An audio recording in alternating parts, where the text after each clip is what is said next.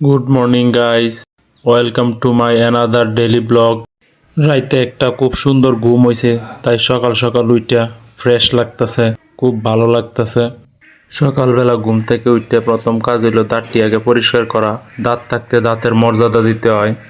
সুদূর ইউকে থেকে এই দাঁতের মাজনটা আনছি, দাঁতগুলাকে সুন্দর আর জকজকে করার জন্য।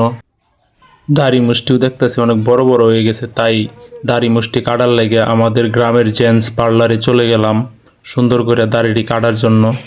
নিজে খাই বা না খাই কালামানিকরে কিছু খাওয়াইতে হইব সকালের ব্রেকফাস্ট, কারণ কালামানিক না খাইলে আমারে দুধ দিব না, দুধ না খাইলে আমার শক্তি হইব না, তাই কালামানিকরে খাওয়াইতেছি যত্ন করে অনেক সুন্দর করে।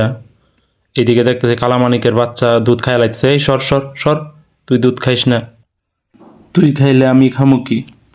আমি গরুর দুধ দোয়াইতে পারি না, তাই সিনিয়র আঙ্কেলকে ডাইকে আনলাম।